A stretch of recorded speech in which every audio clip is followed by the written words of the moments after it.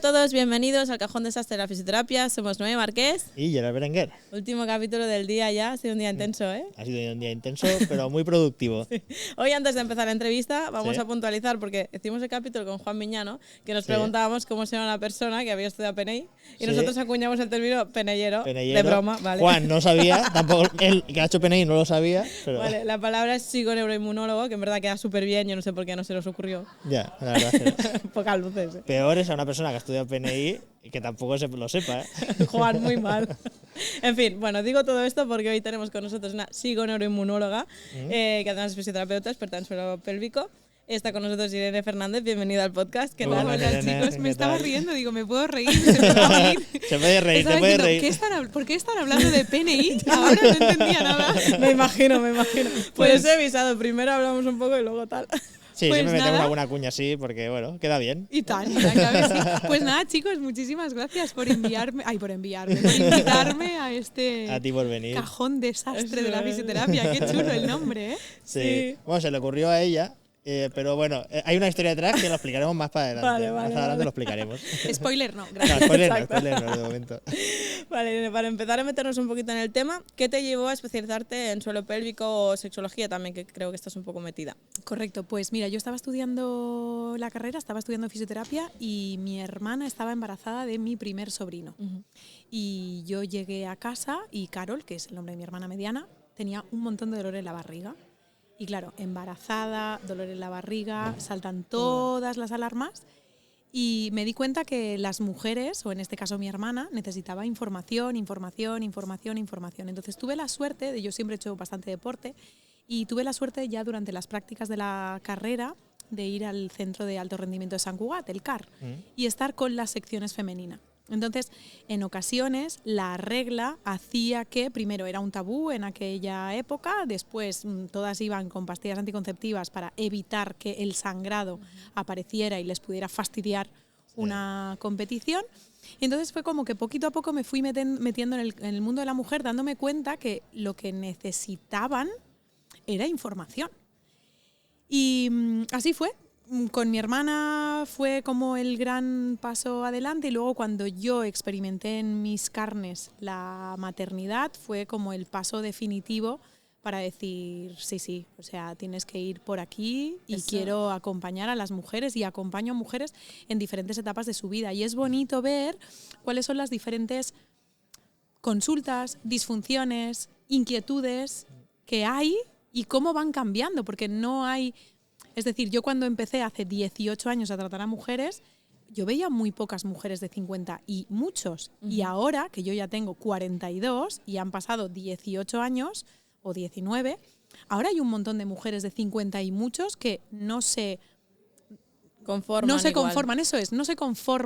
con el, bueno, ya está, no hay nada que hacer. Entonces eso es súper bonito también. Bueno, también había un poco de tabú, ¿no? Ya en aquella época, que es lo que comentabas ahora al principio, y es una generación que ha vivido muchos como este tabú y este gran tabú en cualquier cosa, en cualquier disfunción a nivel de suelo pélvico, sexología, sí, total. En todo este tema había como, bueno, pues un gran tabú y pues gracias a figuras como tú y gente que difundís y habláis mucho de este tema, pues al final hace que la mujer tenga como más capacidad de información, ¿no? Y de acceder a todo esto, ¿no? De hecho, yo siempre lo digo, yo me empecé a interesar en esto a partir del embarazo de mi hermana, que finalmente mi hermana quedó en un gas, era un pedo mal puesto, porque la progesterona ya estaba haciendo su qué. Pues bendito gas, ¿eh? Bendito gas. Hay un niño maravilloso que se llama Bruno, un guapetón total. Pero la primera vez que yo empecé hay como dos primeras veces. Una fue, yo ya estaba haciendo de fisio musculoesquelética y una señora vino por una fractura de cadera y me dijo, tenemos que tratar esto de la incontinencia urinaria. No me dijo incontinencia urinaria, me dijo porque se me escapa el pipí. Sí. Y mis nietos me dicen que no quieren venir a verme porque huelo a pipí. Ay. Esto me lo dijo Luisa, me acuerdo perfectamente de su nombre y de esto hace un montón de tiempo. Yo pensé, wow. Y ese fue como el primer reto de decir, qué bonito, ¿no? Que una mujer de 70 y muchísimos años, que debía tener en aquella época la mujer, que quisiera mejorar para que sus nietos no le dijeran, ya, fas olor a pipi, ¿no? Ya, haces olor a pipí. Yeah. Y me pareció como súper chulo, me pareció espectacular. Y después yo, cosas de la vida, pues siempre he estudiado mucho francés, es una lengua que me gusta y tal. Y cuando yo estaba estudiando la carrera, recuerdo en el pasillo de la universidad, yo estudié en Gimbernat, ver a una persona que estaba traduciendo a un profesor que daba clases en francés. Entonces me fui a la cap de estudios, ¿no? A la jefa de estudios, y dije, oye, esta chica está haciendo esto, ¿qué hay que hacer para hacer eso? Y me dijo, pues mira, todavía no lo puedes hacer porque estás estudiando la carrera y solo cogemos a intérpretes o traductores cuando han acabado la carrera. Y eso se me quedó a mí ahí en el tintero. Sí, se quedó ahí. Acabe, claro. Ya verás. Entonces acabé. Y cuando acabé, pues fui a hablar con ella. Le dije, ya he acabado, quiero hacer eso. Cógeme, ya está. Claro, y entonces a partir de ahí empecé a traducir a un montón de profesores que trataban diferentes ámbitos, y uno de ellos fue Marcel Coffriet, que es uno de los fisioterapeutas belgas más conocidos. Yo siempre digo que ha sido y es uno de los padres de la fisioterapia del suelo pélvico. Entonces yo empecé traduciéndolo a él. Y entre que lo traducía, entre que me pareció Luisa, ¿no?, la paciente esta, y mi hermana y tal, pues así fui entrando. Y la verdad es que puedo decir que el 99% de los pacientes que veo en la consulta son mujeres de diferentes etapas de su vida. ¿Veo hombres? Sí, pero muchísimo menos. En tu práctica clínica defiendes mucho el abordaje integral, ¿no? ¿Qué entendemos por integral? Mira, es una excelente pregunta y es una pregunta trampa. Yo creo que, porque es una pregunta trampa y ahora me voy a tirar piedras a mi terreno, que soy fisioterapeuta, y me voy a poner un montón de fisios en contra.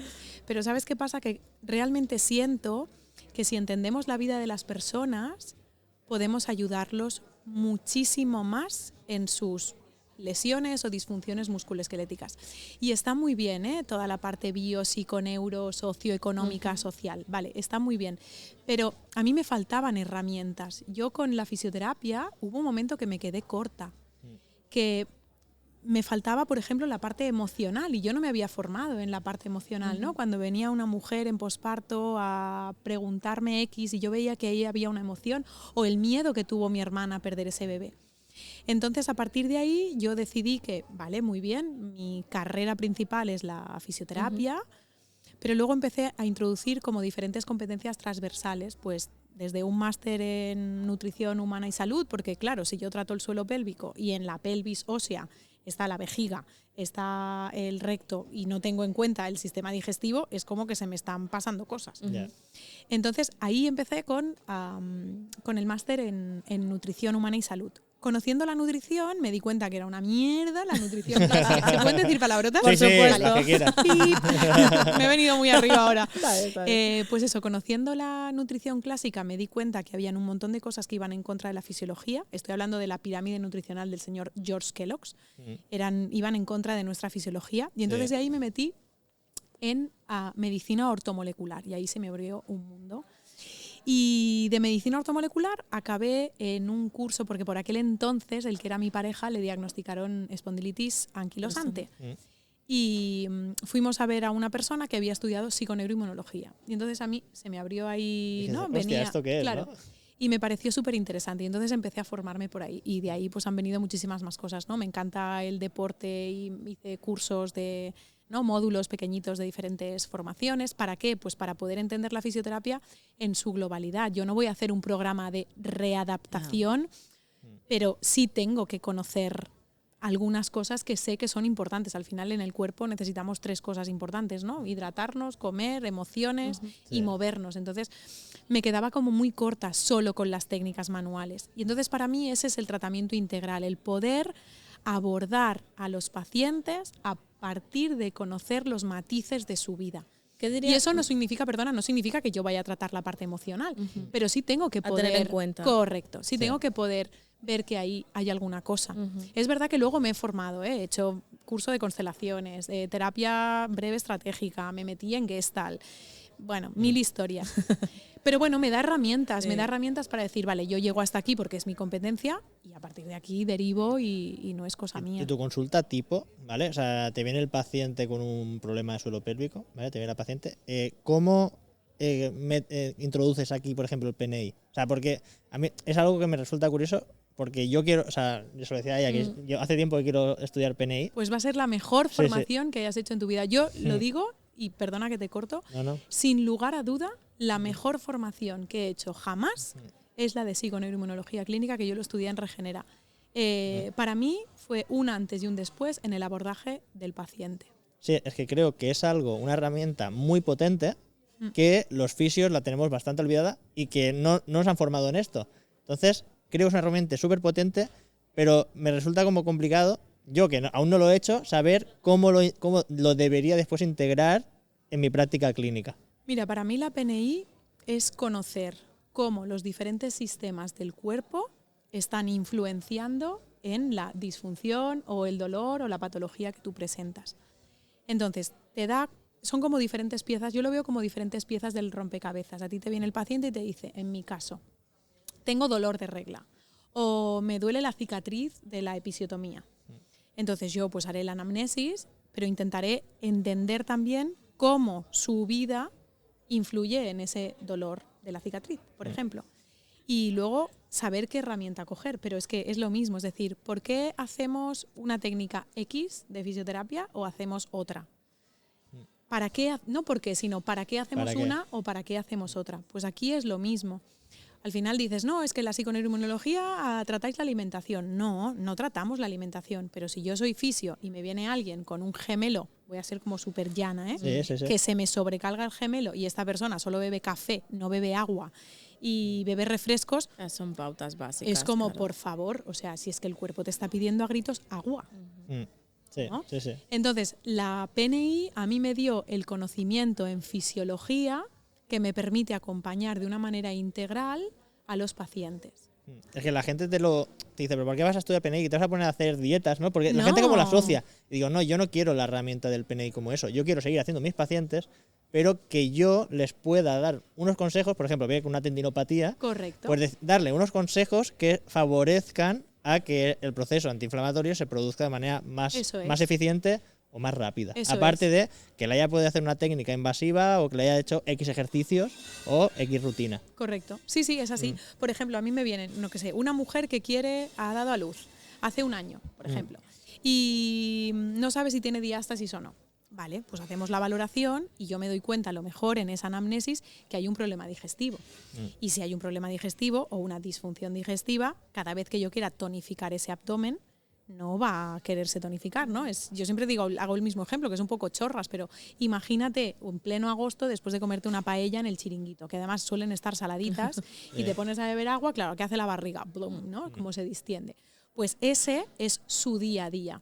¿Cómo voy a mejorar yo el tono o el reclutamiento muscular de esa faja abdominal si lo que está dentro, es decir, el continente, está afectando de manera directa al container? Claro. Entonces, pues desde la PNI yo puedo hacer una anamnesis para saber qué está pasando, ver si tengo que derivar a un médico o no, está clarísimo, si hay una patología no tenemos competencia para tratar. Y luego utilizar las herramientas. Entonces, en ocasiones el inicio del tratamiento parece que es un poco más lento, pero no es verdad, porque a la que tú puedes empezar a trabajar el tejido, ese tejido recibe súper bien la técnica X, la que sea. Yeah. Entonces, claro, si yo de golpe tengo unas digestiones que no son pesadas, que no tengo gases, que no tengo reflujo, bla, bla, bla, bla, bla, claro, mi faja abdominal es que casi sola va a empezar a recuperar su tonicidad y eso es maravilloso. Os ha dado la importancia a la anamnesis. ¿Qué puntos consideras clave en la anamnesis en el suelo pélvico? Pues yo creo que en el suelo pélvico y en todo, Para mí la anamnesis es un proceso en el que tenemos que ser expertos de la historia de ese paciente. Entonces tenemos que conocer qué pasa hoy en el presente, ¿no? Qué, cuándo, cómo, con qué aumenta, con qué disminuye. ¿Desde cuándo? Es decir, nos tenemos que hacer expertos en el pasado también, con qué empezó, a partir de qué. Y luego para mí hay una cosa muy importante que es el nexo de unión entre el pasado y el presente, es decir, toda la evolución. Eso para mí es la base. Cuando yo esto lo entiendo, luego, algo que es muy importante para mí es, ¿hay otros sistemas que estén influyendo o influenciando en tu síntoma? Por ejemplo, imaginaros, ¿no? Me lo llevo a mi terreno, suelo pélvico. Sí. Imaginaros que hay una mujer que te viene a la consulta porque tiene una sensación de peso o ocupación en la vagina. ¿Vale? De entrada, bueno, no sabemos qué puede ser, a lo mejor es algo congestivo, a lo mejor es un prolapso, ¿no? Es una alteración de la estática de las vísceras de la pelvis. Y cuando tú haces la anamnesis, pues ahora siento que tengo peso en la vagina y que por la mañana casi no lo siento y por la noche lo siento mucho más. Vale. ¿Desde cuándo te pasa esto? Pues mira, yo creo que la primera vez que lo empecé a sentir fue a partir del posparto de mi primer hijo. Me invento. Vale, ¿y qué ha pasado? Pues mira, entre medio no he hecho nada, he hecho recuperación del suelo pélvico, me funcionó, no me funcionó, Vale, vamos a ver cómo puede influir esto, los diferentes sistemas, en tu síntoma, que es peso o ocupación.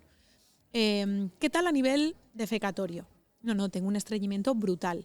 Claro, si yo tengo un estreñimiento brutal, tengo que entender que cada vez que voy a ir a hacer caca, voy a hacer una presión excesiva sobre el suelo pélvico que lo que va a hacer es favorecer que esa víscera continúe arrastrándose hacia abajo, desplazándose.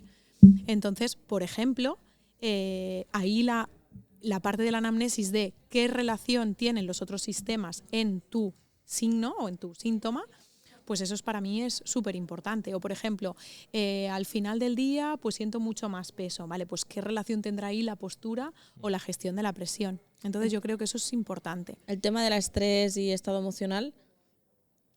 Es que somos uno.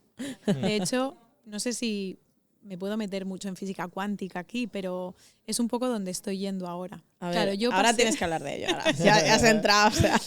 No, yo creo que todos empezamos fisioterapia por algo muy terrenal, ¿no? Muy que lo toco, lo veo, lo siento y tal. Pero no sé qué pasará en hombres, no tengo experiencia, estoy convencida que pasa lo mismo.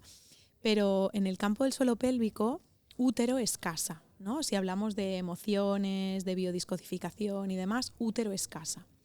Entonces, ¿qué pasa en casa? En casa pueden pasar muchas cosas. Y no solo en la casa que yo he creado con mi pareja y mis hijos, sino que qué pasaba cuando tú eras la hija de tu madre y hacías de hija, porque yo ahora también soy hija, pero también soy madre, ¿no? ¿Qué pasó a nivel de las abuelas? Hay un libro muy chulo que se llama Mujer deseada, mujer deseante, que habla de cómo las violaciones que sufrió la abuela se manifiestan con signos de aumento de la contracción de la musculatura del suelo pélvico en las nietas. Entonces, poder incluir todo ese linaje familiar que en la mujer, además, no sé por qué narices, bueno, sí lo sabemos, pero tiene tanto peso. Entonces yo también estoy un poco por ahí. O en muchísimas ocasiones, cuando trabajas en suelo pélvico, si te gusta la obstetricia, pues trabajarás con mujeres embarazadas. Desgraciadamente, la muerte perinatal existe. Hay mamás que han perdido su bebé estando embarazadas, o incluso mamás que han perdido a su bebé en las primeras 24 o 48 horas.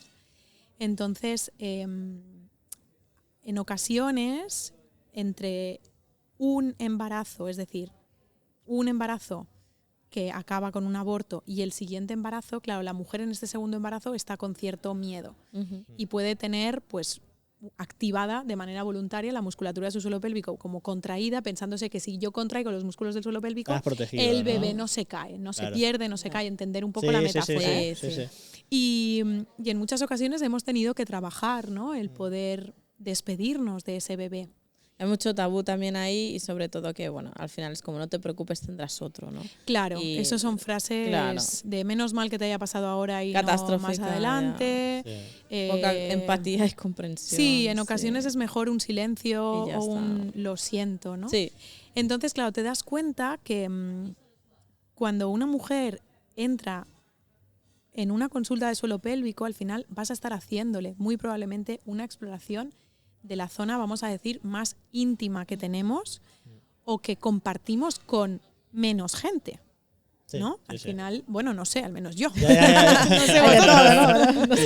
Hay de todo. No sé si vamos aquí de pelotita roja, ¿no? Pero claro, y eso lleva muchas emociones.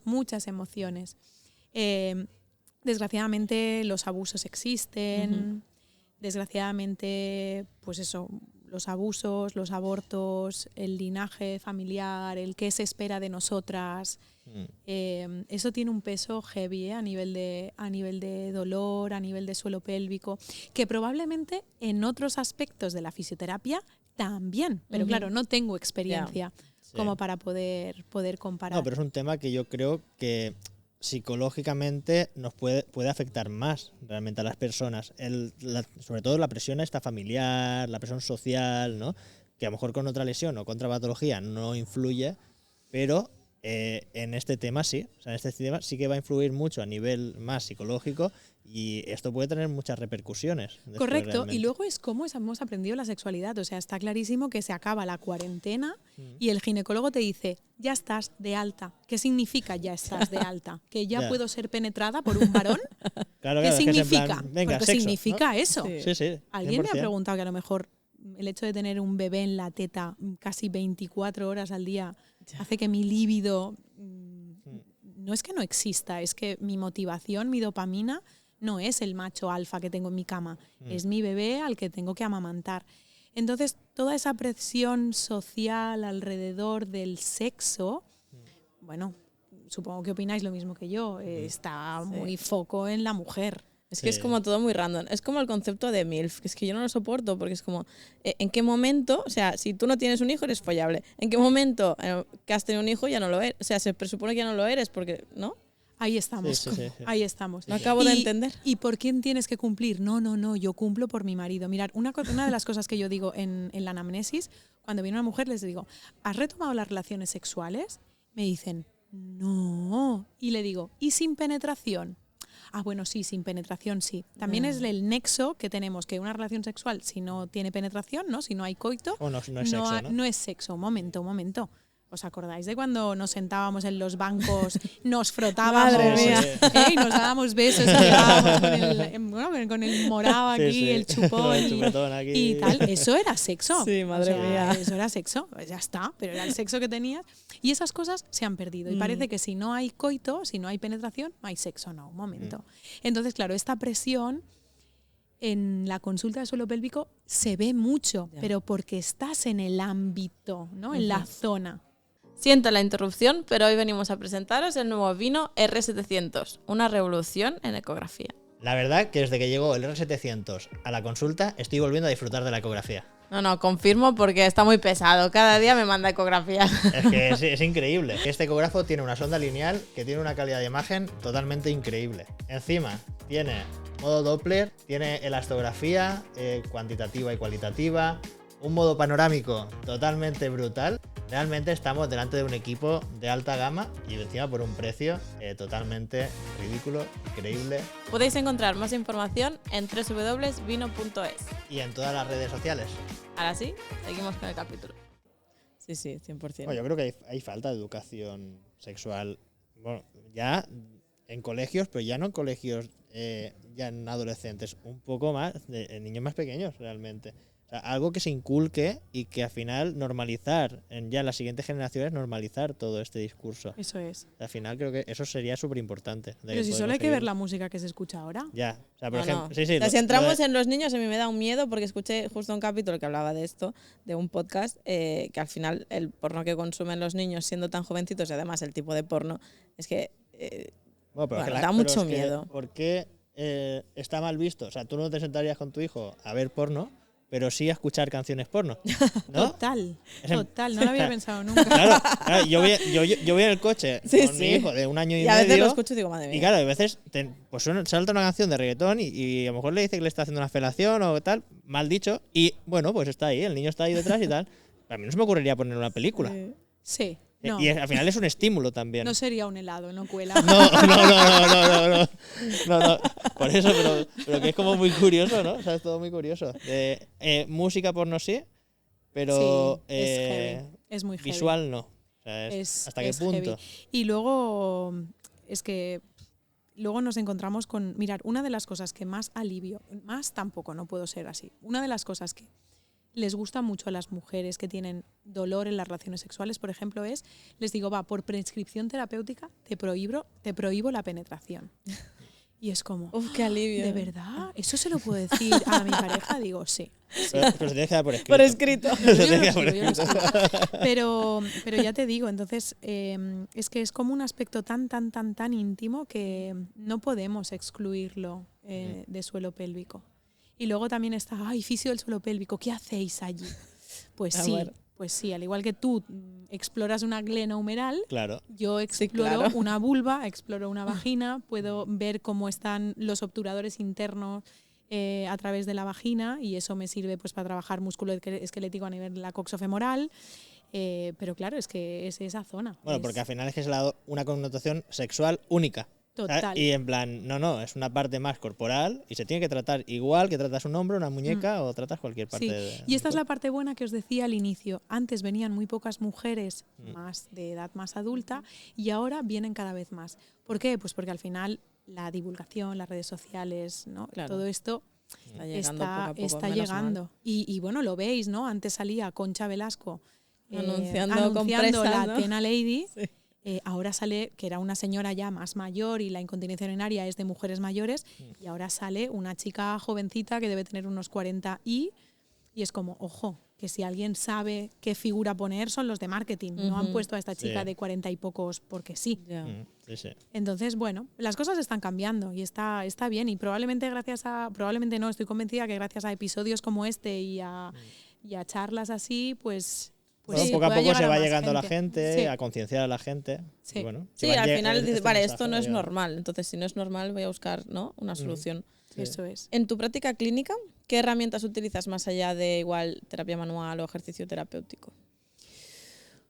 Instrumentales. Sí, o técnicas o... Instrumentales, punción, Ujú. radiofrecuencia. Vale. Instrumentales también, que tanto sirve para valorar como para trabajar, sería una ecografía.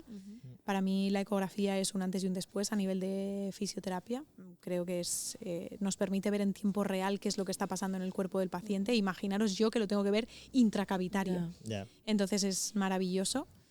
Y El tema de punción, ¿haces solo punción seca? ¿Haces neuromodulación? las dos cosas. Las dos cosas. Las dos cosas. La neuromodulación es ecoguiada. Sí, Ujú. Que de hecho tuvisteis a Carolina. Sí, Carolina. Sí. Carolina Sebastián, que la está aquí también en el podcast. Sí.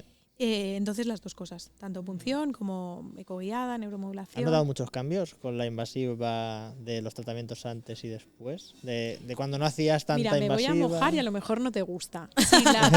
No, aquí es libre Sí. expresión y opinión de todo. Si la herramienta es la que le toca al paciente, funcionará. Perfecto. Querer estar pinchando por pinchar, porque todo el mundo le va a ir el pinchazo bien, no.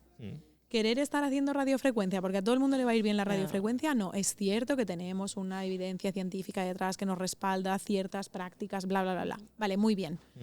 Pero al final, veis, ¿no? La medicina basada en la evidencia, no nos podemos olvidar que además de los papers, ¿no?, de la evidencia clínica, de la evidencia científica, tenemos nuestra práctica clínica. Sí.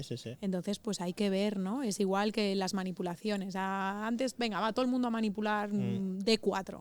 Sí. Bueno, pero a lo mejor a esa mujer la pones en una posición para hacer un trust y está tan tensa Ya, que le va va más hasta tenso. peor, ¿no? Sí.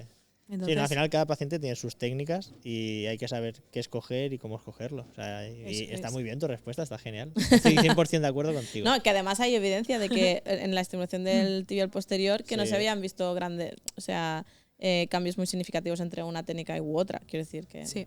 en otros nervios no sé Bueno, un cómo poco será. lo que pero- explicaba Carolina en el episodio era que no había evidencia a largo plazo, pero sí que era real que con la invasiva era como que se veían efectos antes. O sea, Correcto. con menos sesiones se veía el efecto antes, lo único que a largo plazo no había una diferencia entre hacerlo transcutáneo o percutáneo. Eso es. Realmente. Yo creo que nosotros como fisios tenemos, vamos a decir, el deber de explicarle, ¿no? Una vez para mí la anamnesis, y retomo la pregunta anterior, la anamnesis finaliza cuando haces una hipótesis y cuando haces un pronóstico y un tratamiento, ¿no? Entonces, para mí es muy importante ese deep learning, explicarle al paciente qué le pasa. Si conseguimos hacer un deep learning que entienda el paciente, las diferentes herramientas que trabajemos, que utilicemos, le van a parecer bien. Y yo no soy de utilizar muchas técnicas diferentes en una misma sesión. Porque luego, si mejora, no sé qué es lo que ha mejorado. Ya. No sé qué es lo que ha hecho, ¿no?, la mejora. Y yo todo esto se lo explico a los pacientes. Mira, este es el objetivo que tenemos a corto, medio, largo plazo. Para el corto, voy a utilizar estas cosas, X, y deberíamos tener estos resultados. ¿Vale? una vez tengamos esto, iremos. Yo sé que tú quieres correr. Ya.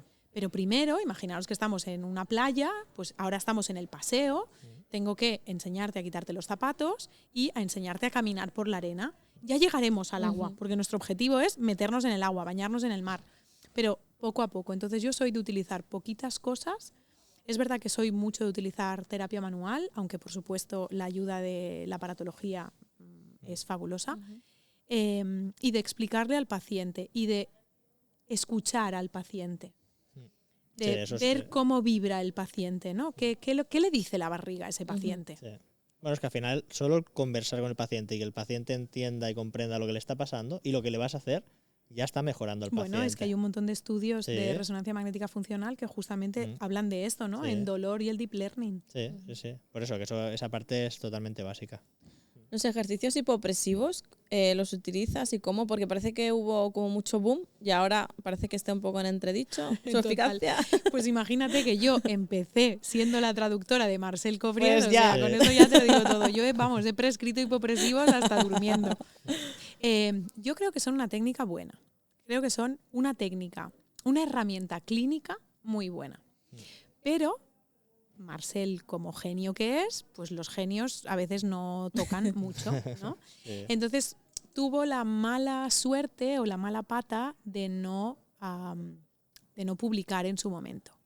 Entonces, las publicaciones que hay actualmente, primero que no tienen una N muy significativa, ¿no? El muestreo es pequeñito, entonces tampoco nos da una super evidencia, de hecho la evidencia nos dice que no sirve de nada, pero claro, cuando tú te pones en práctica clínica y ves que sí que funcionan, pues ¿qué haces? No, claro, todo lo que funciona. Claro, entonces la única cosa es que así como antes el hipopresivo lo curaba todo, ¿no? Porque también va con modas, sí, ¿no? va por moda. Ahora va por modas. Bueno, el hipopresivo tuvo una moda que brutal. La panacea parecía. Pero todo era hipopresivo. Todo. O sea, pero solo cualquier cosa, hipopresivo. Sí, con hipopresivo es lo mejor. Todo el hombro hipopresivo. Sí, porque gestionarás mejor la presión y entonces tu escápula... Sí, tu escápula, el core, verás la educación postural, tal... Control motor, hipopresivo. Todo. Y en plan, hostia, y de repente dices, salen estudios, no tiene evidencia científica, y dices... Joder, han desmontado mucho aquí. Hay mucha gente que ha estado ahí en apnea. Sí. ¿No? Y dice, pobrecillo. Total. Pues ya te digo, sí, como herramienta a mí me gusta. Yo los uso. Ahora bien, no es la herramienta única en la terapia. Y luego también tienes que saber cuándo van, cuándo no van, o sea, cuándo funcionan, cuándo no funcionan. Y como fisios que somos, pues tenemos que dejar nuestro ego un poco de lado y decir, oye, me he equivocado. Sí, que y yo eso se lo digo a los pacientes, digo, mira, estas 3 sesiones vamos a trabajar esto. Y no te voy a volver a valorar hasta la 4ª, porque así confirmaré si la hipótesis era cierta o no era cierta.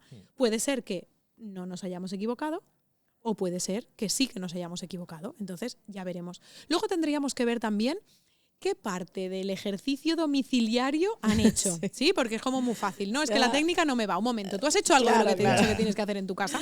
Bueno, ya sabemos todo lo que pasa con eso. Sí, claro. Claro, entonces es como, vale, yo acepto mi parte de responsabilidad, pero acepta tú también la tuya. Si yo te he pedido que hagas, me invento 10 sentadillas y solo lo has hecho una vez en 15 días, pues es normal que si vienes una vez a la semana y estás 1 hora en la consulta, cuenta el resto de horas que quedan a lo largo de la semana.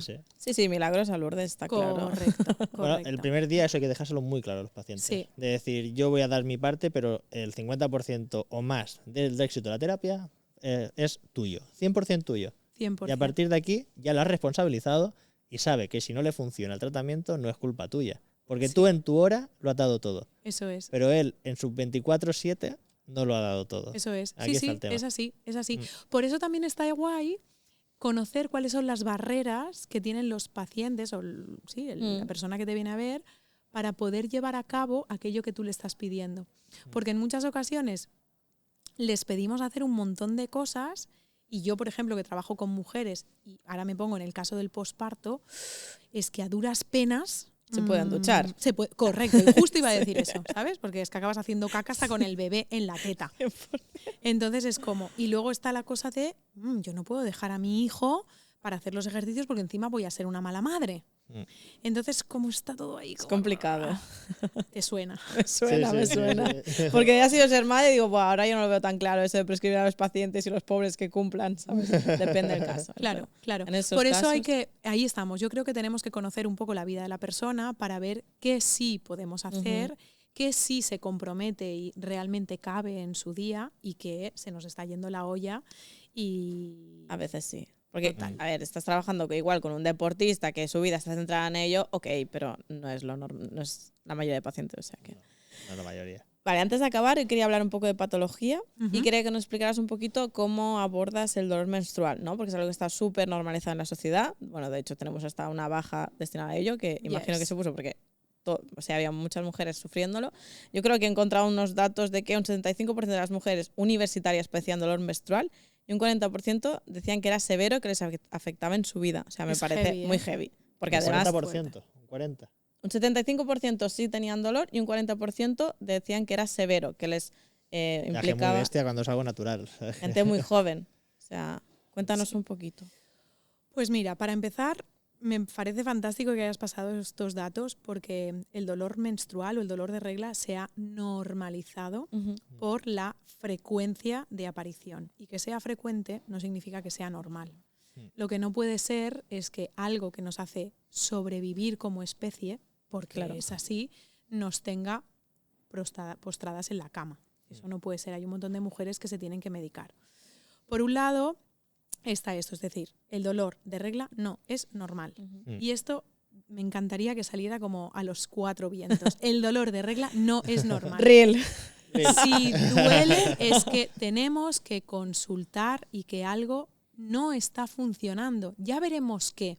Pensar que se tardan entre 7 y 10 años en diagnosticar una endometriosis. Wow. Y empieza, en muchas ocasiones, por dolor menstrual, que normalizamos. Ah, es normal, no pasa nada. No, un momento. Sí pasa.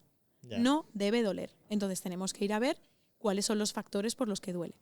El dolor de regla se conoce con el nombre de dismenorrea. Y hay 2 tipos de dismenorrea. La dismenorrea primaria y la dismenorrea secundaria. En la dismenorrea primaria no hay causa orgánica uterina. En la dismenorrea secundaria sí. Por ejemplo, una endometriosis, una adenomiosis, miomas. Eso sería una dismenorrea secundaria, es decir, aparece dolor menstrual, dolor de regla, debido a algo que existe. La dismenorrea primaria es la que cursa, el dolor de regla que cursa sin patología orgánica uterina, y en muchísimas ocasiones tiene que ver con la mala resolución de la inflamación, porque la regla es una inflamación. Para que el endometrio pueda descamar, necesita haber una serie de prostaglandinas, en este caso inflamatorias, que dan la señal de, ok, me descamo. Esto y muchas otras hormonas, no es tan así. Entonces, uno de los factores que puede perpetuar el dolor de regla es el uso de los antiinflamatorios. Y lo sabéis, lo habréis oído 1000 veces, ¿no? Cuando yo utilizo un antiinflamatorio en un proceso de regeneración, lo que hago es frenar COX-2 y entonces el tejido acaba fibrosándose. Sí. ¿Por qué? Pues porque no le dejo al tejido realmente que el macrófago haga la función que tiene que hacer, que es comerse el tejido lesionado y un poquito más para que la regeneración aparezca de un tejido sano. Si yo no dejo que el endometrio descame y por el consumo por el consumo de antiinflamatorios, ¿qué pasa? Ese endometrio se va fibrosando con el paso de los años. Y entonces, eso que era dolor, ahora es dolor y coágulos. Es decir, aparece sangre coagulada. A más grande sea el coágulo, el orificio de salida del endometrio por el cérvix es el mismo. Tiene que salir. Y esa contracción cada vez, esa contracción uterina que expulsa la sangre, o sea, que expulsa el endometrio, va a ser más fuerte, pero el orificio sigue siendo igual. Entonces eso también es contracción más un tejido que tiene que salir por un orificio que es muy pequeñito, pues todavía va más. Entonces, ¿cuáles serían los parámetros que nos hacen saber que la regla es saludable? Primero, no tiene que haber dolor. Eso es muy importante. Después, no tiene que haber presencia de coágulos. Una cosa es que haya un pequeño coágulo y otra cosa es que haya un coágulo de 2 centímetros. Eso es un coagulón. Ya. Después, normalmente un ciclo se considera correcto si dura entre 26, 27 y 32, 34 días. Ahí podríamos decir que es regular. y eso, y la cantidad de sangre que se expulsa. No tiene que ser ni muy poquita ni mucho. Si estos parámetros no se dan, tendríamos que empezar a ver qué está pasando. Yo no sé qué puede ser, pero algo nos está indicando que no está bien. Porque cuando has hablado del tema de los antiinflamatorios, ¿cuándo no deberían tomarlo para que no influya? Eso es, ahí voy. Vale. Entonces, ¿qué pasa? Que cuando alguno de estos parámetros se dan, y sobre todo el primero que se da es dolor, como la regla es un proceso inflamatorio, pues si el proceso es inflamatorio, yo doy un antiinflamatorio y muerto el perro, muerto la rabia. Pero ¿qué pasa? Que con el uso de los antiinflamatorios, el coágulo o la fibrosis cada vez es mayor. Y a mayor fibrosis, peor capacidad de contracción tendrá ese músculo, porque el útero es un miometrio, es músculo, y más fibrosado estará el endometrio, por lo tanto más fácil será que coagule. Entonces, ¿se puede tomar un antiinflamatorio de manera puntual? Claro que sí. El tema es que hay chicas que toman el antiinflamatorio antes de que les baje la regla porque ya saben que les va a doler, ¿no? La regla me viene cada vez, me viene a las 4 de la tarde, pues yo ya me lo tomo por la mañana con el zumo naranja, me tomo el antiinflamatorio. Claro, ahí la estamos pifiando porque es que no estamos dejando al cuerpo ni tan siquiera que se inflame. Ya, te estás cargando la fase inflamativa, Sí. la fase regenerativa, la proliferación, Eso la diferenciación, es. todo. Te lo estás cargando todo. Te cargas Sí, la sí. inflamación y te cargas la resolución. Y dentro Sí. de la resolución pues están todas las fases que tú has dicho. Entonces, para mí la solución del dolor menstrual no es tomarse un antiinflamatorio. ¿Cuáles pueden ser las razones por las que aparezca dolor, ¿no? Entonces, vale, si no me puedo tomar el antiinflamatorio, ¿por qué puede aparecer? Claro. Primero, porque el sistema de resolución de la inflamación no se esté dando correctamente. En muchas ocasiones suele ser un déficit de ácidos grasos poliinsaturados del tipo EPA o DHA. Y en nuestra sociedad estamos bastante carentes de EPA y DHA, que los encontramos principalmente en el pescado. Después, por el uso o el abuso de antiinflamatorios. Esta también sería una causa de dolor menstrual. Después, por inflamación de bajo grado. ¿Y cómo puede haber una inflamación de bajo grado en el cuerpo? Pues básicamente por una alteración de la microbiota, por consumo excesivo de tóxicos, por ejemplo, azúcares, el estrés también, ¿no? El brain-gut axis, el eje intestino-cerebro, también puede hacer que se modifique la composición bacteriana o de la microbiota. Y el cuarto y el último sería por intolerancias alimentarias. Cuando una mujer presenta dolor de regla, descartamos patología uterina. Si la causa del dolor es por una intolerancia, por ejemplo, al gluten o a la lactosa, a la que tú quitas esa sustancia, en un solo ciclo el dolor de regla puede mejorar hasta un 60%. Oh. Es una barbaridad, es una barbaridad. Y luego, por supuesto, ¿no? Pues todo lo que tenga que ver con las fibrosis, retracciones de tejidos, edema, bla, bla, bla, pues con todo esto la fisioterapia también tiene un montón que hacer, ¿no? La terapia manual, la radiofrecuencia, los hipopresivos para drenar, por ejemplo. Pues oye, ahí en la terapia, pues haces la terapia manual y después haces 3-4 apneas hipopresivas y te ayuda a hacer este vacuum, ¿no? Este drenaje. Entonces, bueno, pues serían cosillas que se pueden hacer. Me parece muy interesante porque yo siempre he alucinado con las mujeres que llevan el típico kit de pastillas ya por cuando le viene la regla. O sea, yo no lo he hecho nunca, he tenido suerte, nunca he tenido, ya le digo que tengo suerte porque tal, que nunca he tenido dolor, pero siempre me ha llamado mucha atención eso, o sea que bueno. Claro. Bueno, hacemos un llamamiento a que si a alguien le duele... Sí. Que consulte, y si le cogen y le dicen no es normal, cambia, vete a otro lado. Pues sí, totalmente. Aparte, en la mujer, ahora hablo un melón, es curioso porque para comprarnos los zapatos de la boda de nuestra amiga... un dineral. Bueno, un dineral y vas a 27 tiendas. Y el zapato de la primera y de la 15 son iguales. No sé. Entonces, pero en cambio, para cambiar de profesional, por ejemplo, de ginecólogo, como es el gine que tenía mi tía, mi abuela o mi madre, ya me quedo con eso. Bueno, esto es muy típico. ¿no? Esto es muy típico. Es que es el ginecólogo de mi madre. Ya, pero es que tu madre tenía una historia de vida que es completamente diferente a la tuya. Entonces... esta lealtad al clan de ginecología de tu madre, ¿a qué se debe? Sí. ¿No? O sea, ¿qué hay ahí detrás? Mamá, gracias, pero voy a buscarme voy un a seguir mi ginecólogo. camino. Claro.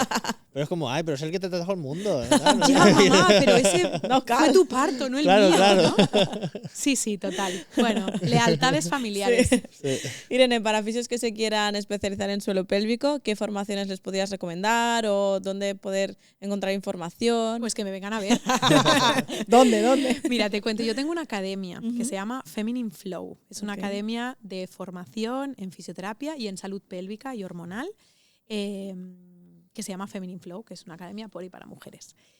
Feminine Flow, www.feminineflow.com. Tendréis el enlace, ¿no? No, En la está descripción. claro que lo voy a poner por todos sitios. Feminineflow.com. Entonces ahí yo llevo la dirección de un máster y un posgrado en fisioterapia de suelo pélvico, y este sí que es para fisios, pero luego aparte, dentro de la parte de PNI, yo soy la directora de un máster de salud hormonal, fertilidad y embarazo de Regenera. Entonces ahí también hay salud hormonal y el acompañamiento de la salud hormonal de la mujer, haya o no deseo gestacional. Y después tengo una cosa muy chula, que es pionera, y ya que me habéis dado la oportunidad, pues os Claro, lo digo. claro, Yo sí, tengo sí. una revista digital gratuita. Hace un añito y poco, es la primera revista, no existe ninguna revista así, que se llama Salud Pélvica y Hormonal.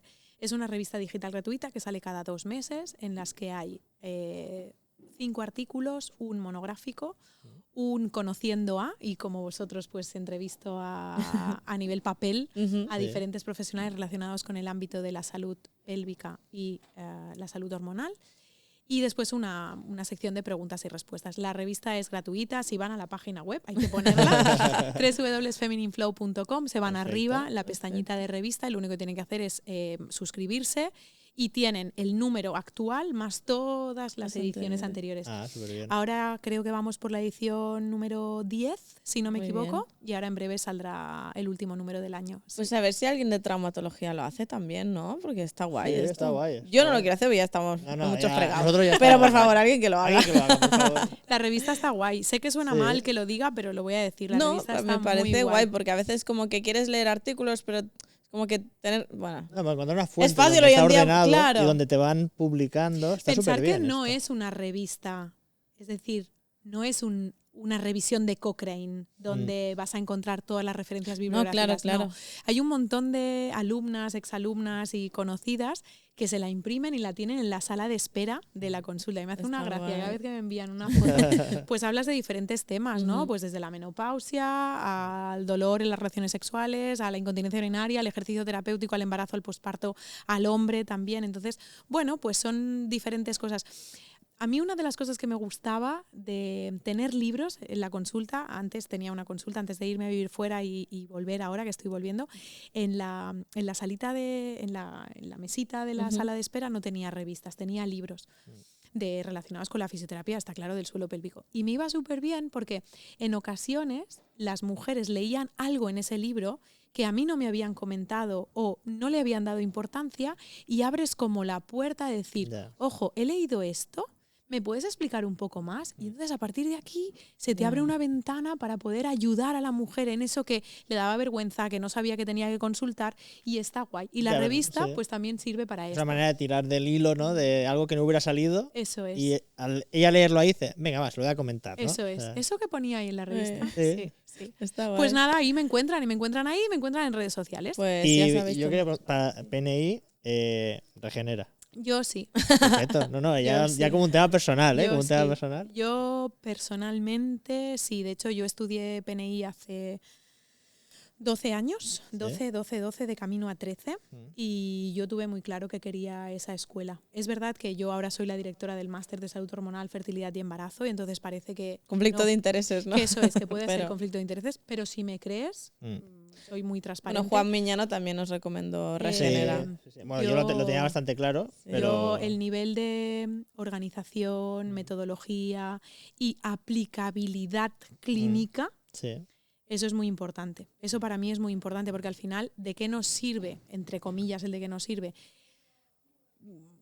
rodearnos de fisiología si luego no lo puedes aterrizar a tu día a día? Claro. ¿no? ¿De qué Claro. me sirve pues X para el tendón si luego no sé cómo aplicarlo? Sí. Entonces, para mí es una formación ordenada, es una formación metodológica, es una formación que tiene 20 años de experiencia, de trayectoria, eso es una barbaridad. Sí. Y he visto que tienen una parte online, o sea, tienen una edición online. Hay una ¿no? parte PNI, Sí. como tal, psiconeuroinmunología clínica de Regenera, tienes online y presencial. Y el máster de salud hormonal, fertilidad y embarazo es 100% online. Vale, perfecto. Muy bien. Qué bien. muy muy Pues bien. nada, ya vamos a cerrar el capítulo. Muchas gracias, Irene. Has sido una entrevista súper guay, la verdad. Sí, sí, sí. Qué Muy guay, chulo. muchísimas gracias a vosotros. Gracias por venir. Y nada, mañana te tocan ponencias, ¿no?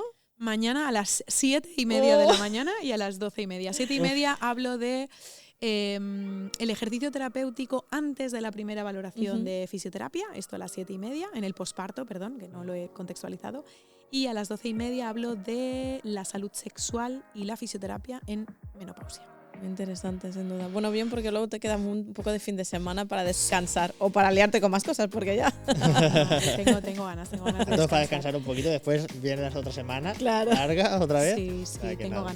ganas de descansar un poquillo, porque aparte es que hemos arrancado máster, posgrado, inicio de curso. Todo. Tengo ganas. Y ahora justo lanzamos la edición online del posgrado, o sea, estoy ahí como un poco liada todavía. Así Muchos que, proyectos, muchos lanzamientos, ¿no? O sea sí, que muy estoy guay. contenta. La Pues verdad es nada. que estoy contenta. No te robamos más tiempo, Irene. Pues nada, Muchas que vaya gracias. muy bien y un placer haberte conocido. A vosotros, de verdad, Y es- muchísimas gracias. Y muchísimos éxitos, ¿no? En este cajón de desastre de la Gracias. fisioterapia. Muchas gracias. Nada. Pues nada, Hala. que vaya bien, Adiós. chicos. Hasta luego.